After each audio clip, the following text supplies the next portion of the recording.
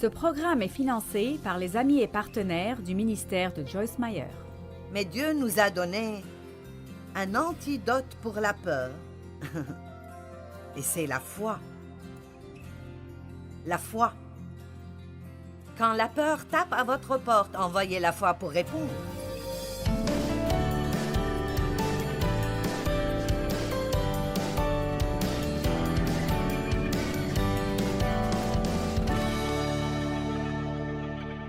Je serai franche et je dirais que nous avons tous probablement beaucoup plus de peur dans nos vies que nous le reconnaissons.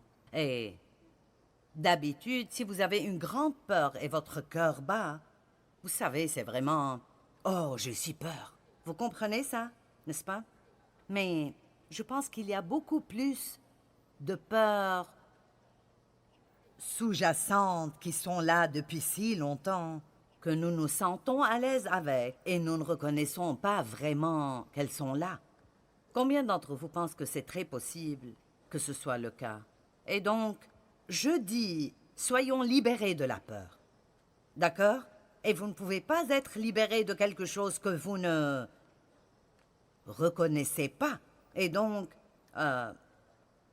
quand vous le reconnaissez, alors vous devez le confronter. Il vous faut comprendre que vous ne pouvez pas fuir la peur, vous en éloigner. C'est ce que la peur aime faire. Elle aime vous pourchasser et vous voir fuir. Et ce que Dieu veut que nous fassions est de confronter les choses et de savoir que comme il est avec nous, nous pouvons faire quoi que ce soit, n'importe quand, où que ce soit, où nous devons être. Vous allez probablement m'entendre dire répétitivement que Dieu est avec vous. C'est la raison que la Bible donne pour ne pas avoir peur. Ne crains pas, car je suis avec toi. Je ne craindrai rien, car tu es avec moi. Et certaines choses que nous entendons si souvent, que nous sommes habitués à entendre et qui ne veulent pas dire pour nous ce qu'elles devraient dire. Et si vous prenez vraiment le temps d'arrêter pendant votre journée et de penser « Maintenant, Dieu est avec moi ». Dieu est avec moi en ceci. Je ne suis jamais seul. Dieu est avec moi. Ça devient une réalité consciente plus grande pour vous et ça commence à devenir vraiment génial de réaliser que vous et Dieu, vous vivez la vie ensemble. N'est-ce pas merveilleux? Vous savez, il ne vit pas simplement dans le bâtiment de l'église. Vous n'allez pas juste voir Dieu le dimanche matin. Vous êtes l'Église, vous êtes le temple de Dieu, vous êtes sa demeure, et il vit en vous, et il a dit, je ne vous laisserai jamais et je ne vous abandonnerai pas. Amen. Donc, la peur veut dire fuir devant. La définition de base, si vous la regardez en grec, veut dire se cacher, fuir devant. Et dans Hébreu, il dit que nous ne devons pas fuir dans la peur. Donc, la peur peut nous faire fuir et ne pas faire ce que nous savons que nous sommes supposés faire ou dire ce que nous sommes supposés dire. Combien de fois nous sentons que nous devrions parler à quelqu'un à propos de quelque chose et nous sentons que nous devrions le faire, mais nous disons « Eh bien, je n'aime pas la confrontation ».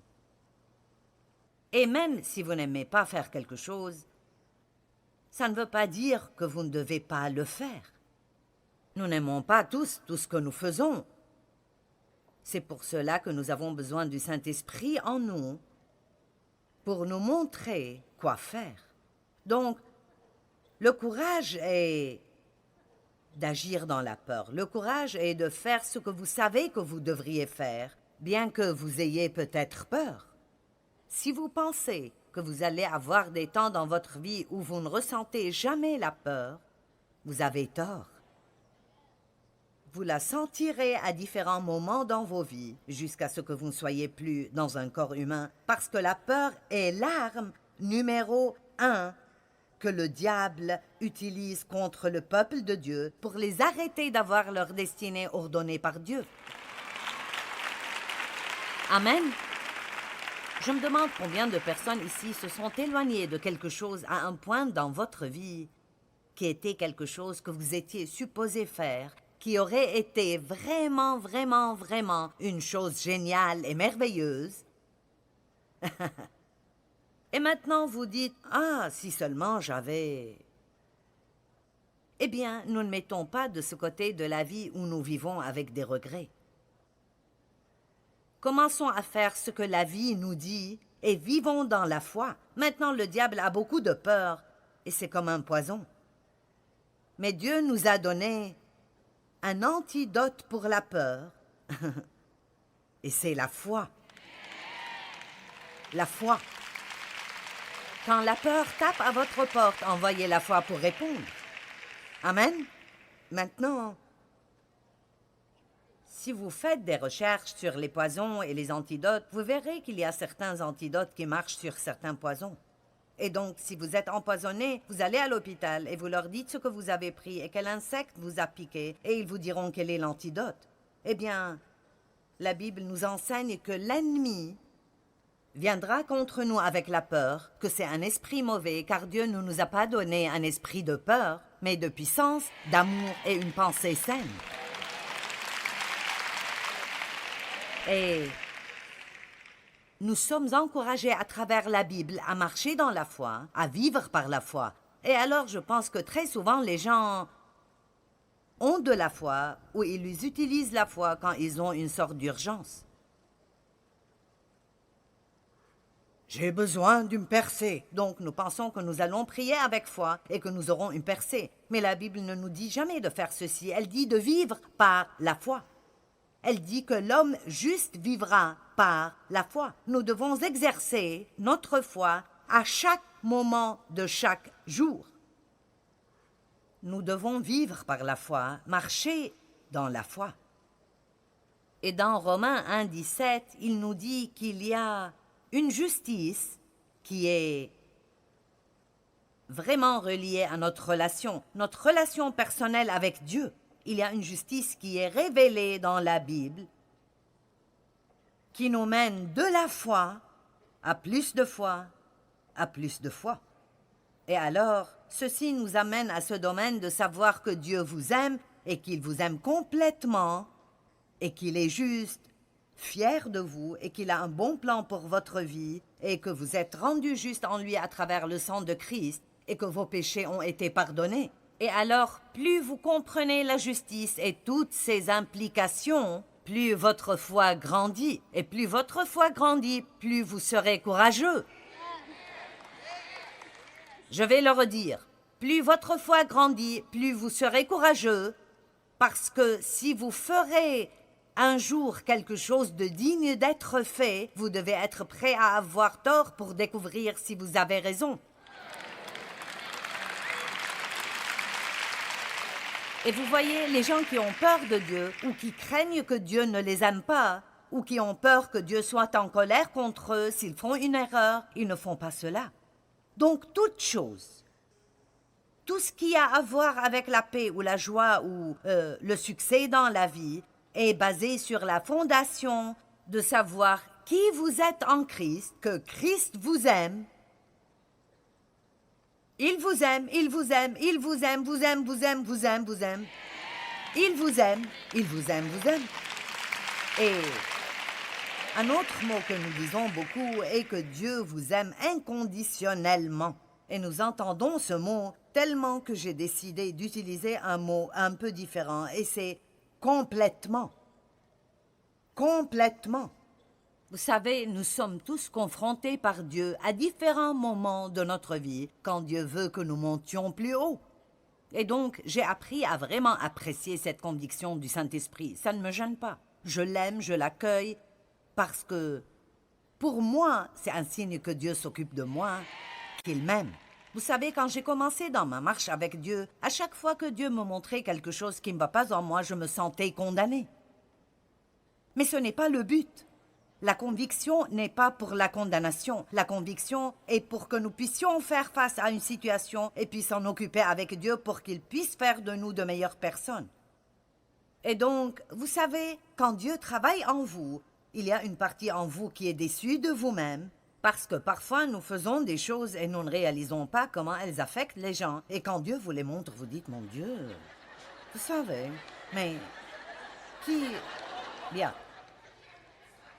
Comme je priais, je me suis entendu dire, « Tu sais, Seigneur, c'est si bon de savoir que bien que tu me montres quelque chose qui n'est pas une bonne chose, que tu veux changer en moi, et alors que tu travailles en moi sur ceci, je sais toujours que tu m'aimes complètement. » Mais écoutez-moi, c'est la liberté, et ça m'a pris beaucoup d'années pour arriver là. Et j'ai remarqué que... Comment peut-il m'aimer complètement s'il me dit que je fais quelque chose de mal? Eh bien, parce qu'il ne nous aime pas d'après ce que nous faisons.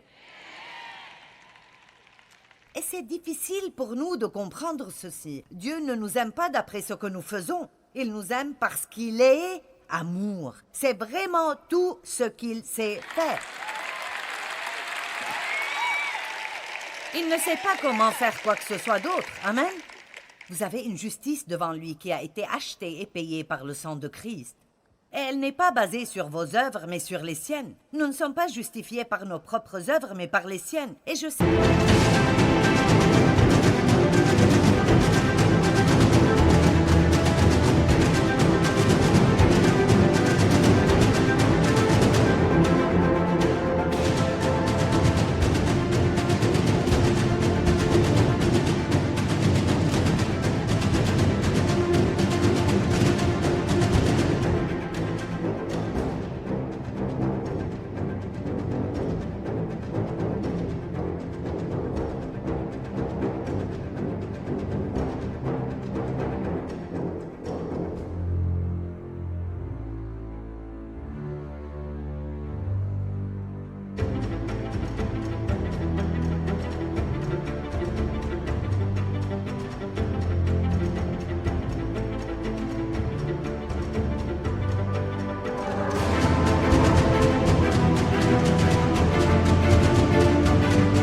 que c'est difficile à comprendre, parce que dans le monde, si vous entendez le mot gratuit, vous pensez qu'il y a un prix caché. Mais quand Dieu dit gratuit, c'est gratuit. Vous dites, ce n'est pas possible, que ce que je fais n'ait pas d'importance. Je n'ai pas dit que ça n'a pas d'importance. Ce que j'ai dit est que ce que vous faites ne va pas vous acheter l'amour de Dieu ou l'éloigner. Le problème est que nous pensons de travers. Nous pensons que si nous faisons assez de bien, Dieu nous aimera, mais il dit, non, je vous aime déjà et je veux que vous fassiez ce qui est juste et que vous me laissiez travailler en vous pour vous changer parce que je vous aime. Nous devons être si émerveillés parce que Dieu nous aime. C'est merveilleux, tu m'aimes complètement. Même si j'ai été une brute cette semaine. Oui, il vous aime. Oui.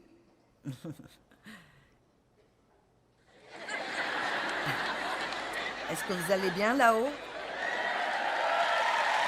Je veux que vous sachiez que je sais que vous êtes là-haut. Donc Dieu nous donne la foi et nous devons marcher dans la foi. Et plus nous savons combien il nous aime, plus nous pourrons exercer notre foi. Luc 18, verset 1 et verset 8. Jésus leur adressa une parabole pour montrer qu'il faut toujours prier et ne point se relâcher, fuir et abandonner. Je vous le dis, il leur fera promptement justice et les vengera. Mais, et j'aime ceci, quand le Fils de l'homme viendra, et vous savez qu'il reviendra,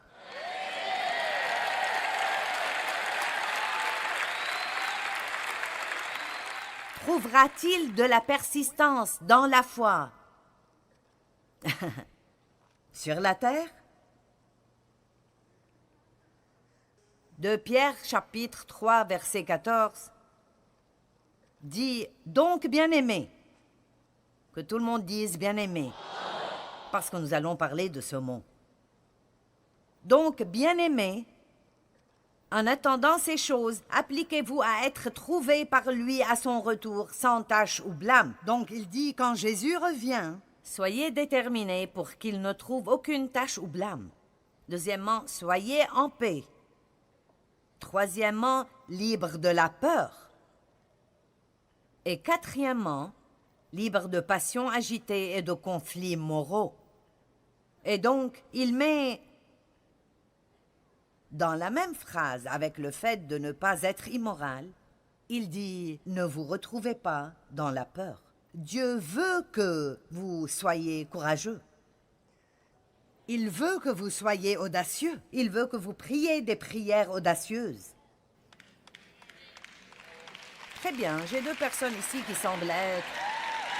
Ah, c'est bien, c'est pour cela que Dieu m'a envoyé. Il veut que vous priez pour des choses que vous savez que vous ne méritez pas. J'ai dit, il veut que vous priez pour des choses que vous savez que vous ne méritez pas. C'est pour cela, bien-aimés, que nous prions au nom de Jésus, pas en notre nom. Je ne dis pas, Dieu, je te demande de faire ceci au nom de Joyce. Oui, c'est drôle, n'est-ce pas? Nous disons tous, eh bien, ceci n'irait pas loin. Mais non, vous devez aller et lire souvent ce que la Bible dit dans Jean 14 et 16 à propos de demander en son nom. Et la Bible amplifiée en particulier dit que quand nous demandons en son nom, nous présentons à Dieu tout ce que Jésus est. C'est ce que veut dire au nom de Jésus. Donc je dis, je sais que je ne le mérite pas, donc je ne vais pas perdre mon temps à prier en mon nom, mais je vais prier cette prière audacieuse au nom de Jésus, pas parce que je le mérite, mais parce que je crois que c'est ta volonté. Je préfère demander beaucoup et en recevoir la moitié plutôt que de ne rien demander. Je répète, je préfère demander beaucoup.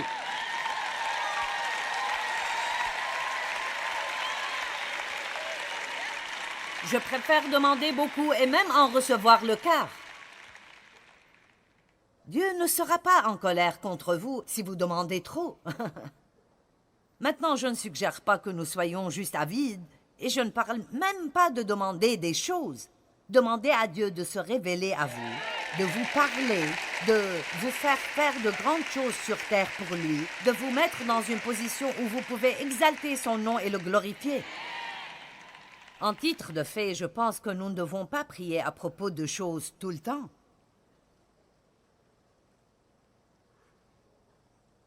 La Bible dit que si nous nous faisons de lui nos délices, il nous donnera les désirs secrets de nos cœurs.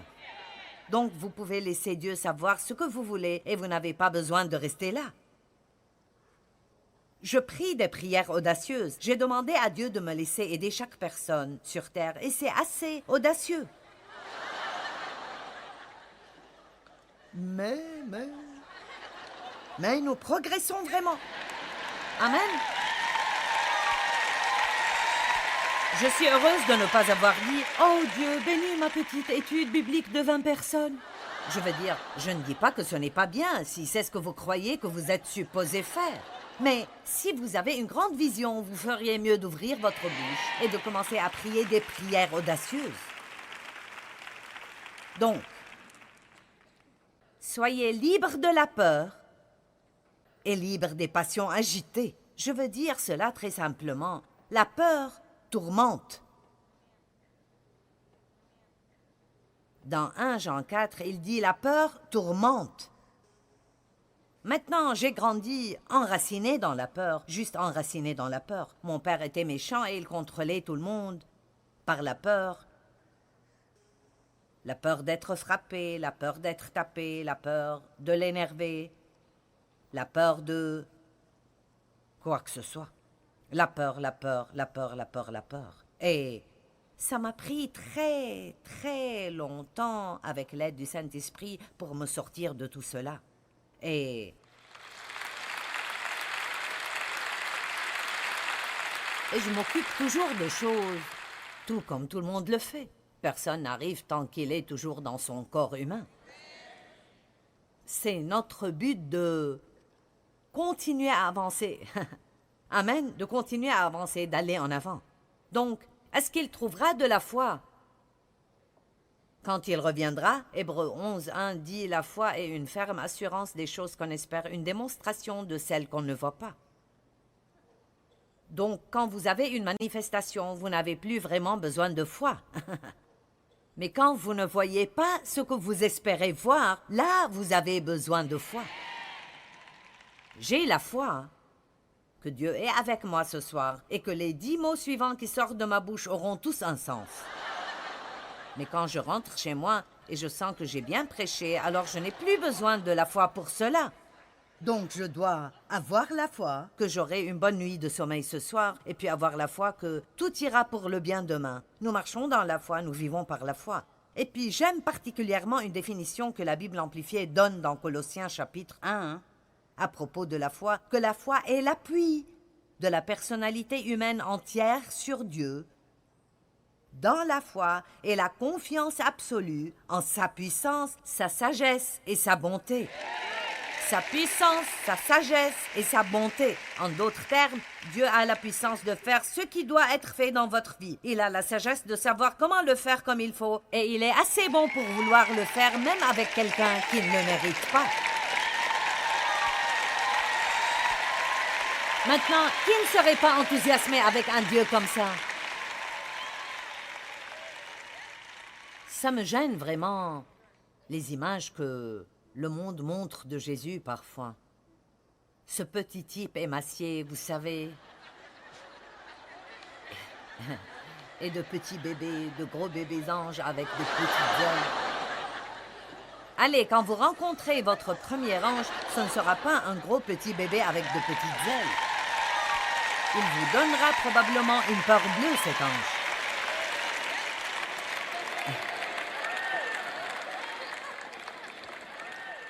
Amen.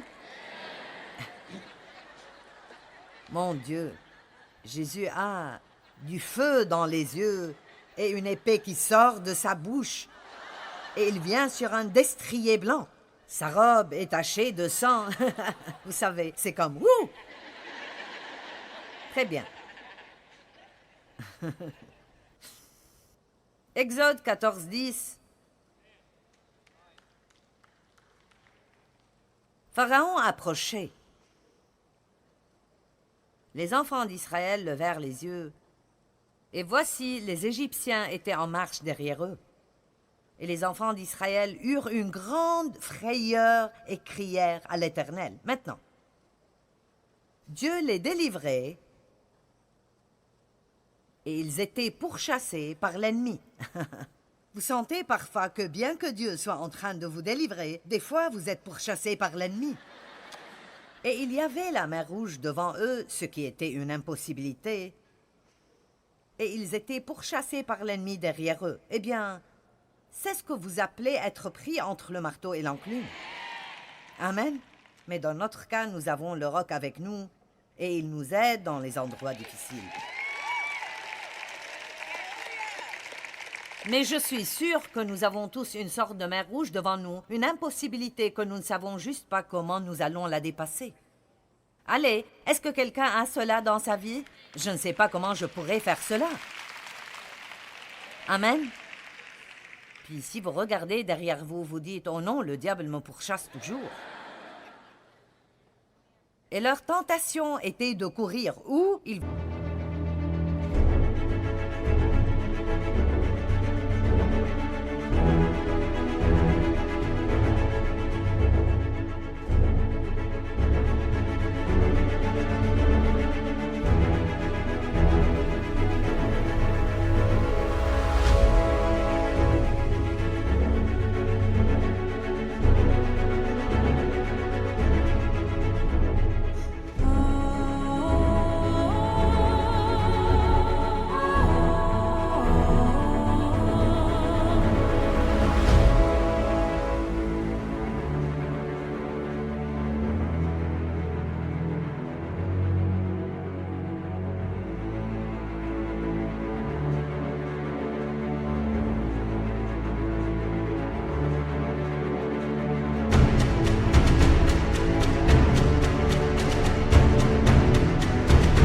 voulaient toujours retourner en Égypte, ce qui aurait été vraiment mauvais.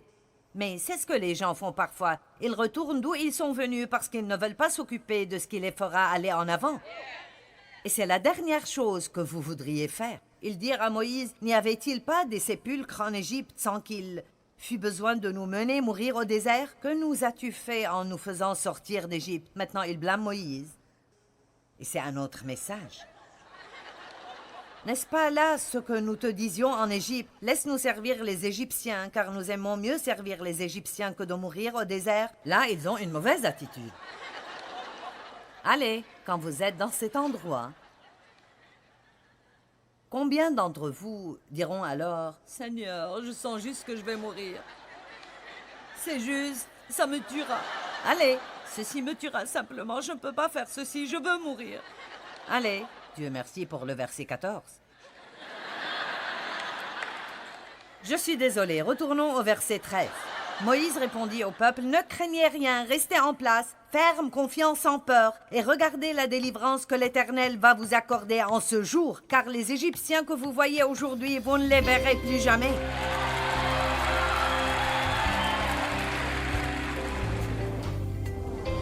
Eh bien, laissez-moi vous rappeler que la peur est une impasse, mais la foi a toujours un avenir. Quoi qu'il arrive, nous pouvons nous réjouir en sachant que Dieu peut s'occuper de tout ce que nous contrerons.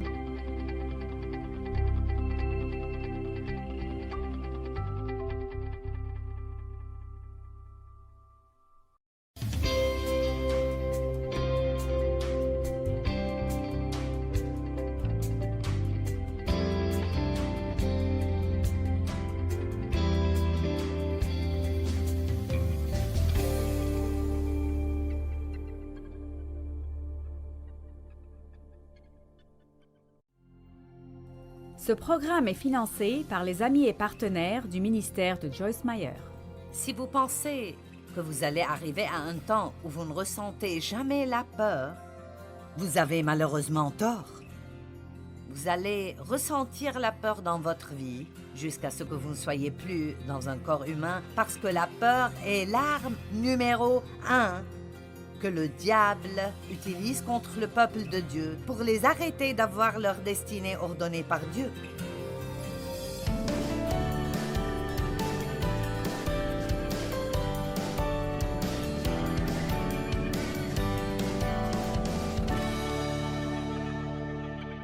Nous vivons dans des temps difficiles. Et j'ai demandé à un ami aujourd'hui, j'ai dit, combien penses-tu que les choses allaient mal à Sodome et Gomorrhe? Je suis sûr que les choses allaient vraiment mal, mais je crois que nous sommes dans le même état maintenant. Amen. Et la Bible dit que quand Jésus reviendra, ce sera comme dans les jours de Sodome et de Gomorrhe. Et alors, nous ne sommes pas sages si nous ne vivons pas comme si Jésus revenait à n'importe quel moment. Amen. Et alors, dans Luc 21-26, la Bible nous enseigne que pendant ces temps, les temps où nous vivons, les hommes fuiront ou trembleront de peur. Mais je veux commencer à 21, verset 9, et nous allons lire jusqu'au verset 13. Luc 21, 9 à 13. Quand vous entendrez parler de guerre, de soulèvement, de perturbation et de confusion, ne soyez pas effrayés et terrifiés, c'est-à-dire n'ayez pas peur. Car il faut que ces choses arrivent. Mais ce ne sera pas encore la fin. Une nation s'élèvera contre une nation et un royaume contre un royaume. Il y aura de grands tremblements de terre violents et en divers lieux des pestes, des famines, des plaies et des maladies contagieuses et épidémiques qui seront dévastatrices. Ça vous est familier? Mon Dieu! Ceci a été écrit il y a 2000 ans. Il y aura des phénomènes terribles et de grands signes dans le ciel. Verset 12. Mais avant tout cela, on mettra la main sur vous et l'on vous persécutera. On vous livrera aux synagogues, on vous jettera en prison, on vous mènera devant des rois à cause de mon nom. Et vous savez, nous ne comprenons pas cela très bien, mais il y a beaucoup d'endroits sur terre où ceci arrive aux gens. Je veux dire, ils sont persécutés et tués parce qu'ils admettent qu'ils sont chrétiens. J'aime le verset 13, c'est pour cela que j'ai lu tout le passage. Cela arrivera pour que vous serviez de témoignage. Allez, nous vivons dans les meilleurs temps maintenant. C'est pour cela qu'il dit, écoutez, les choses seront difficiles avant que je revienne, ça doit arriver ainsi. Et je pense que ça doit arriver ainsi parce que beaucoup de personnes ne sont pas assez intelligentes pour servir Dieu dans les bons moments.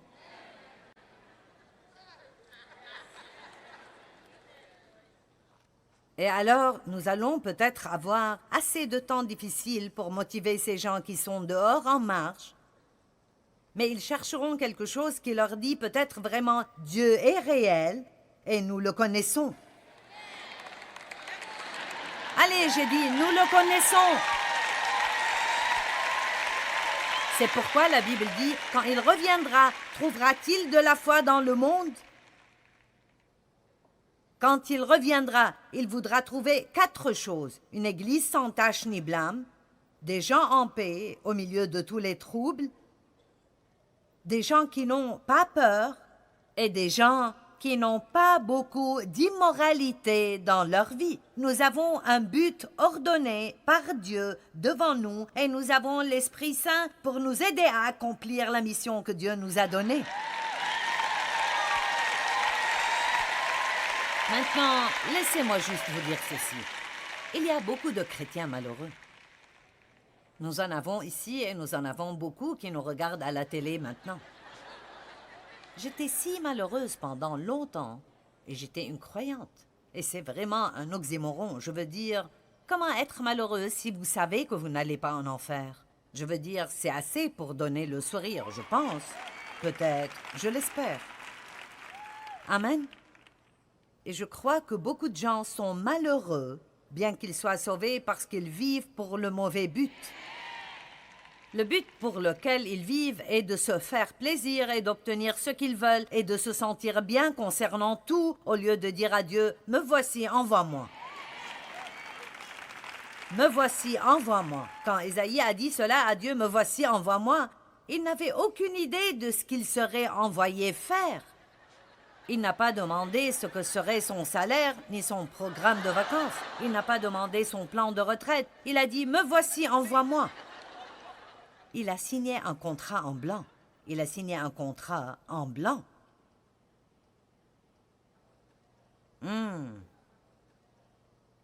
Arrêtez de gérer votre propre vie et d'essayer d'utiliser Dieu pour obtenir tout ce que vous voulez. Pourquoi pas « Me voici, envoie-moi » ce soir? Pourquoi ne pas dire « Me voici, envoie-moi » ?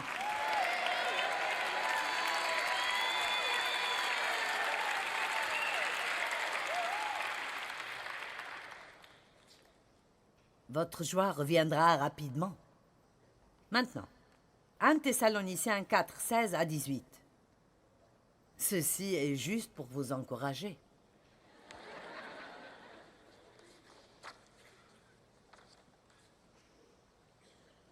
Car le Seigneur lui-même a un signal donné à la voix d'un archange. Et au son de la trompette de Dieu descendra du ciel, et les morts en Christ ressusciteront premièrement. Hey! Utilisez votre imagination sainte et pensez un peu à ce que cette journée sera. Ah, tous ceux qui ont essayé de se débarrasser de Dieu seront choqués ce jour-là. Tous les tombeaux s'ouvriront et les gens commenceront à s'envoler. Ouh! Ensuite, nous les vivants qui serons restés sur terre, nous serons tous ensemble enlevés avec eux sur des nuées à la rencontre du Seigneur dans les airs. Allez, à la rencontre du Seigneur dans les airs. Et ainsi, nous serons toujours pour l'éternité des éternités avec le Seigneur. Oh mon Dieu! Wow! Hey, tournez-vous vers la personne à côté de vous et dites, vous ne faites que passer. D'accord, verset 18. Voilà. Voici ce qui est si important ici. Maintenant, regardez ceci. C'est pourquoi consolez-vous donc les uns les autres par ces paroles. Vous avez remarqué combien vous étiez excités quand j'ai lu ça? Je veux dire, je peux aller les lire partout. Je peux aller en Afrique, en Inde, partout. N'importe quel État, Lisez cela et les chrétiens réagiront de la même manière. Parce qu'au fond, vraiment, Dieu a planté l'éternité dans nos cœurs. C'est ce que la Bible dit. Nous savons qu'il y a plus que cela. Et nous savons que nous avons été créés pour mieux que cela.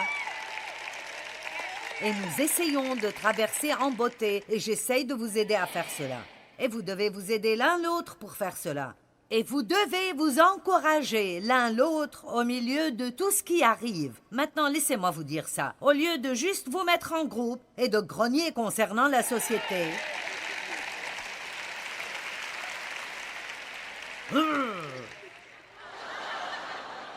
Je veux dire, les nouvelles sont si mauvaises.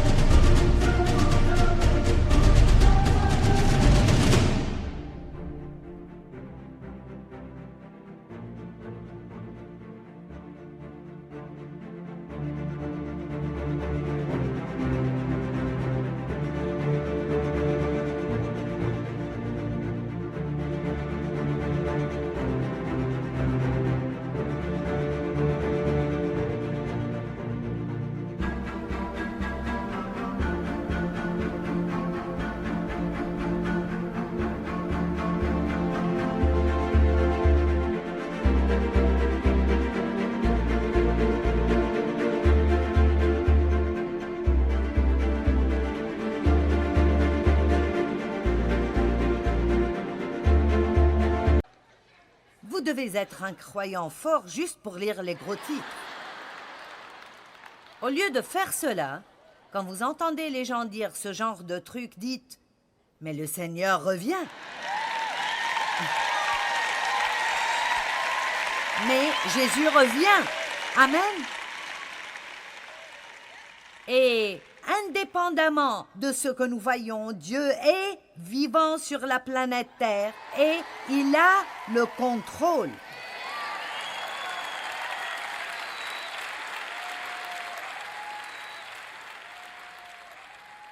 La peur est une impasse, mais la foi a toujours un avenir. Je l'ai dit.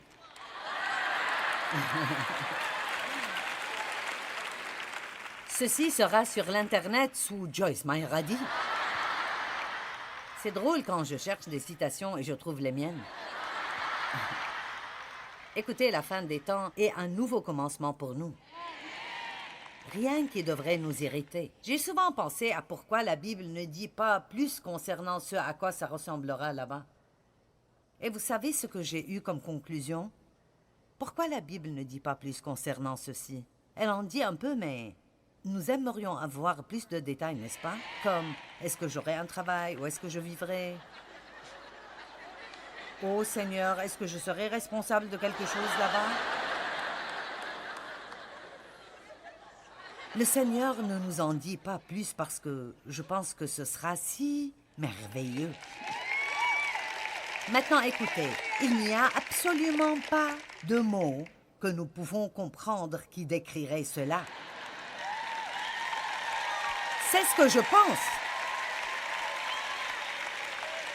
Maintenant, nous allons parler un peu de certaines des choses qui nous font peur.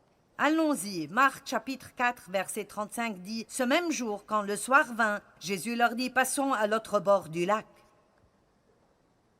Maintenant, quand Jésus dit « Nous allons quelque part », alors nous allons quelque part. D'accord? Et si vous regardez le chapitre 5, verset 1, il dit « Et ils sont arrivés à l'autre bord. » N'est-ce pas bon? Le verset 35 dit « Passons à l'autre bord. » Chapitre 5, verset 1, « Et ils sont arrivés à l'autre bord. » Maintenant, ce serait bien si c'était tout ce qu'il y avait. Mais il y a les versets 36, 37, 38, 39. Et peut-être 40, je ne sais pas. Un tas. Donc voici le passage. Ce même jour, quand le soir vint, Jésus leur dit « Passons à l'autre bord du lac. Maintenant, combien d'entre vous, Dieu vous a dit d'une façon ou d'une autre, allons à l'autre bord ?» Vous savez de quoi je parle? C'est comme, d'accord, occupons-nous de ce problème. Allons conquérir ceci. Faisons cela. Peut-être que pour vous, c'est nettoyons la maison. Faisons la vaisselle, faisons la lessive, payons les factures. Les montagnes sont différentes pour différentes personnes.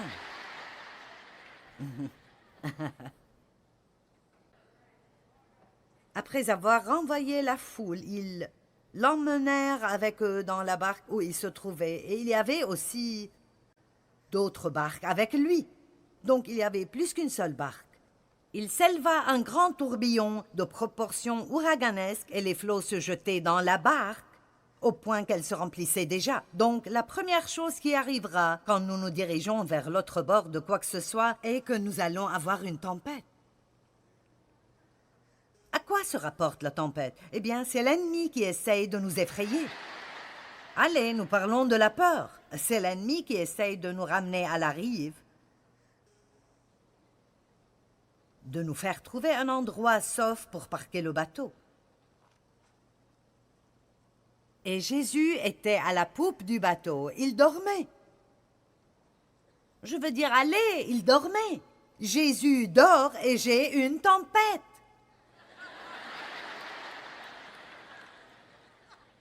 Wow! Dieu, où es-tu? Je ne peux pas t'entendre. Je ne sais pas quoi faire. Tu ne m'aides pas, Est-ce que tu dors? Mais la Bible dit qu'il ne dort jamais. Jésus dormait parce qu'il avait un corps humain. Nous avons tous besoin de dormir. Mais dans son état ressuscité, il n'a pas besoin de sommeil. Waouh, au ciel, nous n'aurons pas besoin de sommeil. Cool! Et au ciel, la nourriture n'aura pas de calories.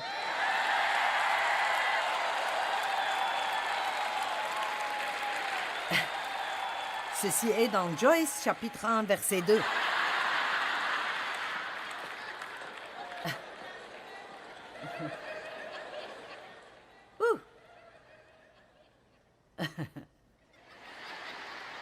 Ceci vous a vraiment enthousiasmé. Verset 39. Ils le réveillèrent. Oh, attendez, verset 38. Et lui, il était à la poupe du bateau. Il dormait sur le coussin de cuir. Beaucoup de détails. Et ils le réveillèrent et lui dirent, « Maître, ne t'inquiètes-tu pas de ce que nous périssons dans la tempête? Ne te soucies-tu pas, Seigneur, ne m'aimes-tu pas? Ne te soucies-tu pas de moi? Si tu m'aimes, pourquoi dors-tu? » S'étant réveillé, il menaça le vent et dit à la mer, « Silence, tais-toi. » Et le vent cessa, se calma comme fatigué par son activité, et il y eut immédiatement un grand calme et une paix parfaite. Et je suis sûre qu'ils ont dit, « Oh, Dieu merci. » Mais la première chose qu'ils ont eue là est une correction. « Pourquoi avez-vous ainsi peur? » Oui, oh! Comment n'avez-vous point de foi? Vous voyez, il aurait préféré qu'il dorme pendant la tempête aussi. Il aurait préféré qu'il dise quelque chose comme « Eh bien, Jésus, tu agis comme si tu étais endormi, mais nous savons que tu sais tout ce qui arrive. Tu as le contrôle de tout cela. Tout ira sûrement très bien. » Écoutez, quand vous êtes au milieu de quoi que ce soit, apprenez à dire cela. Ça ne durera pas longtemps. Allez, ça ne durera pas longtemps. J'avais un problème d'estomac pendant près de 3 semaines. Dave l'a eu pendant 1 jour.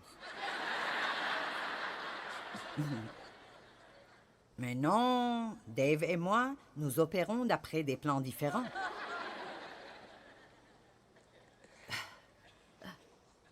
De toute façon, 3 semaines. Et je ne me sentais pas vraiment bien. Je ne me sentais pas mal physiquement, mais mon estomac allait mal. J'avais un mauvais goût dans la bouche, rien n'était bon. C'était juste mauvais. Et Je disais toujours, ceci ne durera pas.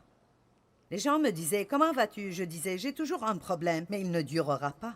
Vous savez pourquoi? Parce que j'ai appris que rien ne dure. Allez, quels problèmes aviez-vous l'année dernière qui ont disparu maintenant? Allons donc, Quel genre de problème aviez-vous il y a 5 ans?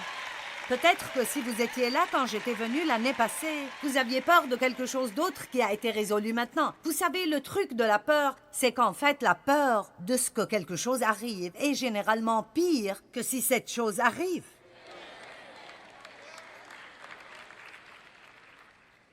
Parce que quand quelque chose arrive, il y a une grâce qui vient de Dieu pour s'en occuper. Mais quand vous êtes ici et vous avez peur de ce que ça arrive, il n'y a pas de grâce ici.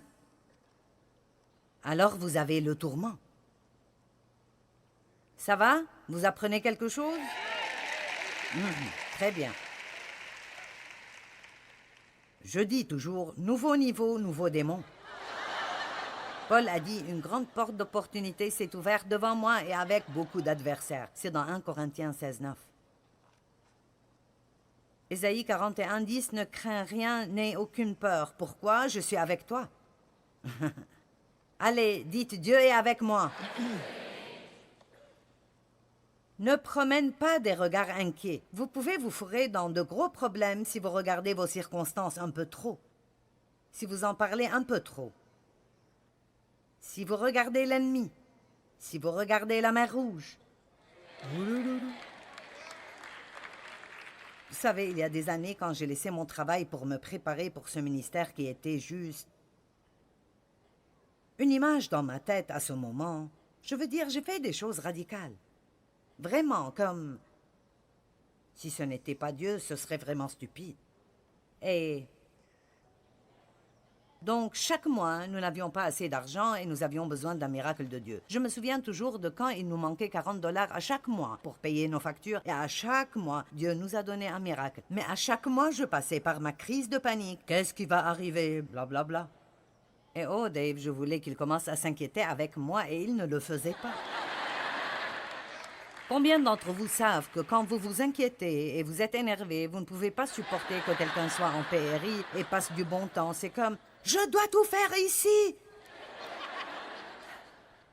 Et je disais à Dave « Pourquoi ne fais-tu pas quelque chose? Pourquoi ne fais-tu pas ?» Et il dit « Qu'est-ce que tu veux que je fasse ?»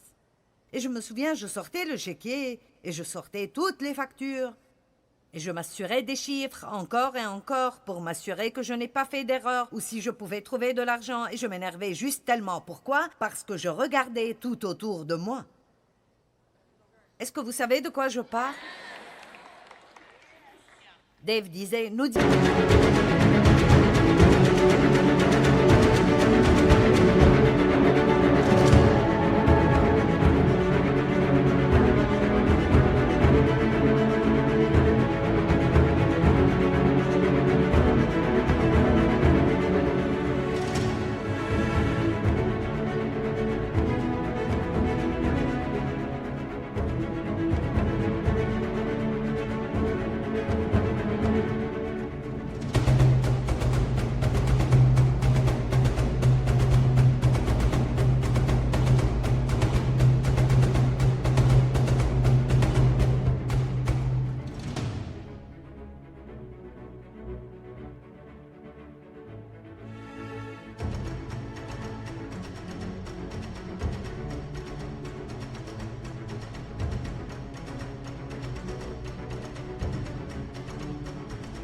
Simon, nous donnons.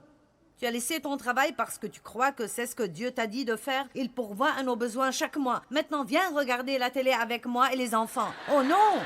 Non, non, non, non, non, non. Quelqu'un doit être responsable. Allez, vous comprenez, n'est-ce pas? Quelqu'un doit être responsable. Eh bien, je ne pouvais pas résoudre cela. Eh bien, vous sentez que je décris votre maison, n'est-ce pas? Ne promène pas des regards inquiets, car je suis ton Dieu. Je te fortifie face à tes difficultés. Je viens à ton secours. Je te soutiens de ma droite de justice et de droiture triomphante. Ouh! Et je vais sauter jusqu'au verset 15. J'aime cela. Voici, je fais de toi un traîneau aigu, tout neuf garni de pointes. Tu écraseras, tu broieras les montagnes et tu rendras les collines semblables à de la balle. En d'autres termes, Dieu dit, même au milieu de cette tempête, j'ai un plan pour toi et tu te retrouveras de l'autre côté. Et aussi, si tu restes dans la foi, je vais te transformer en un nouvel instrument aiguisé et puissant.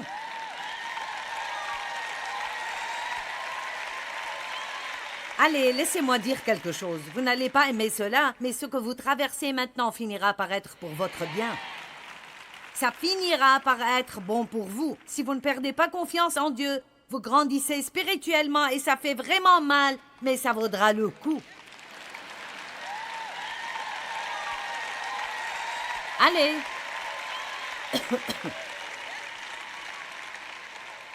Laissez-moi juste faire une observation. Combien d'entre vous se sont rapprochés beaucoup plus de Dieu dans vos problèmes que dans vos bons temps?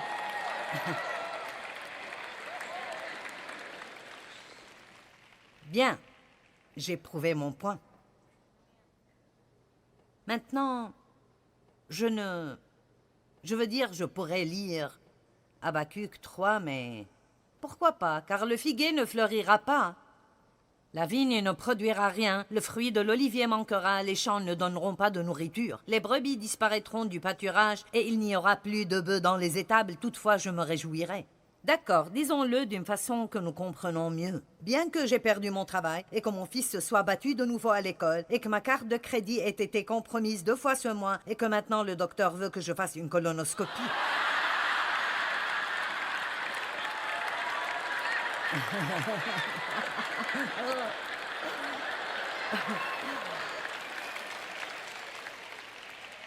Mais Seigneur, tous ces trucs que je dois boire avant de faire ce test. Beurre. Et toutefois, je me réjouirai. Toutefois, je me réjouirai en l'Éternel, le Dieu victorieux de mon salut. Donc, écoutez cela. Je pense que je devrais dire ceci. Maintenant, moins nous nous plaignons, plus nous grandissons spirituellement.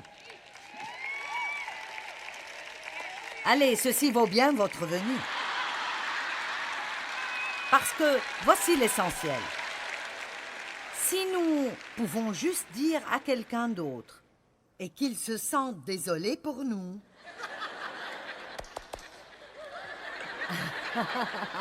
alors nous nous sentons si... Oui, je suis pitoyable. Mais ce que nous faisons est que nous arrêtons un peu de ce que Dieu essaye d'utiliser pour nous changer à l'intérieur. Et alors, mon Dieu, si je passe par quelque chose et je garde la bouche fermée,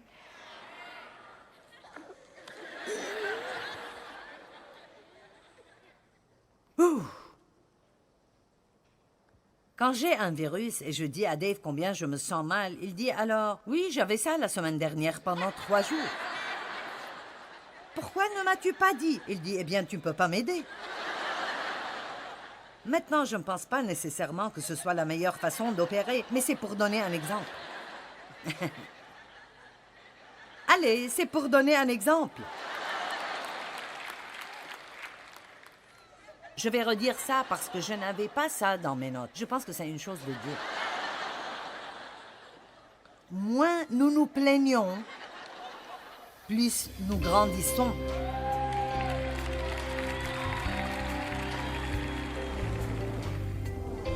Eh bien, laissez-moi vous rappeler de nouveau que la peur est une impasse, mais que la foi a toujours un avenir. Quoi qu'il arrive, nous pouvons nous réjouir dans le fait que Dieu peut s'occuper de tout ce que nous contrerons.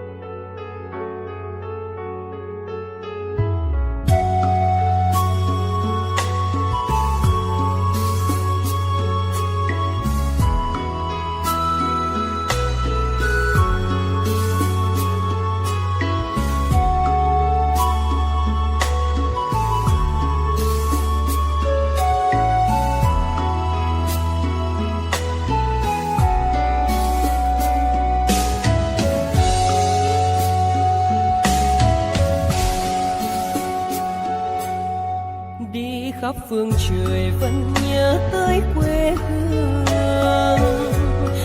Người về đây thăm làng Trù quê mẹ và làng Sen quê cha, xúc động bồi hồi người rơi giọt lệ.